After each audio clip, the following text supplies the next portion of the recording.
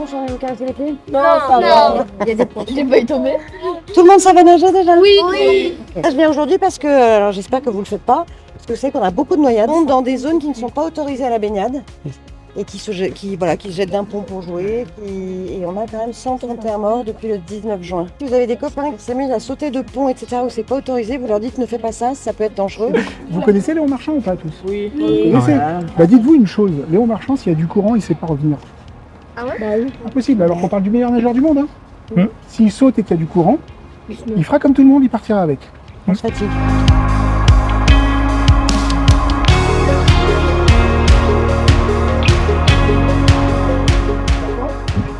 On va essayer, pour commencer, on va rester ici. Et au fur et à mesure que vous flottez bien, on va essayer d'aller dans le profondeur. On va aller dans l'eau, qu'est-ce que j'ai dit? On fait quoi?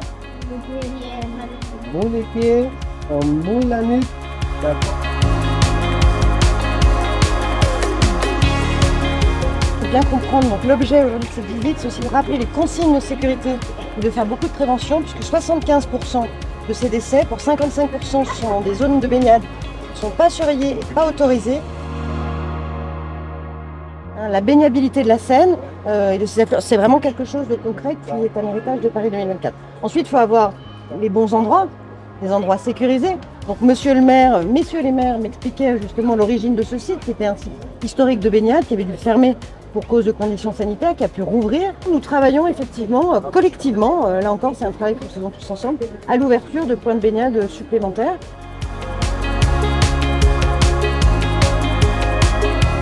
C'est indispensable d'adresser des messages avec différents relais pour alerter sur les dangers de la baignade sauvage et expliquer que nous avons, grâce à Paris Marne-et-Bois, des sites de baignade sécurisés.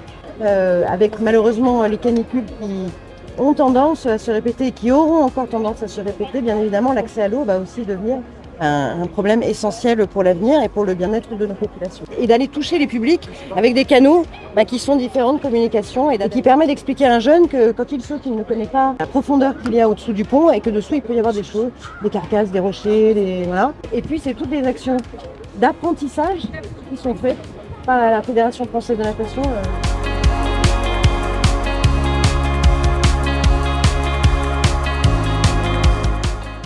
La France apprend à nager mais n'a pas de culture aquatique.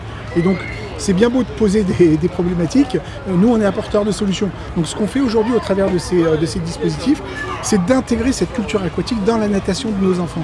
Pourquoi la culture aquatique? Parce qu'il faut simplement que les gens comprennent que le meilleur combat de la noyade est la prévention et la prudence. Chacun à sa place. Puis je voudrais aussi bien évidemment remercier toutes nos forces de sécurité intérieure, tous nos maîtres nageurs, sauveteurs, tous nos jeunes aussi qui ont passé le brevet national de secourisme et sauveteur aquatique. Vous voyez, on travaille vraiment toutes les dimensions, mais c'est vraiment la responsabilité individuelle qui malheureusement aujourd'hui nous fait défaut. On ne veut faire peur à personne, on comprend les contraintes d'accès à l'eau, mais vraiment le message de sécurité, c'est soyez vigilants parce que nous perdons trop de vie.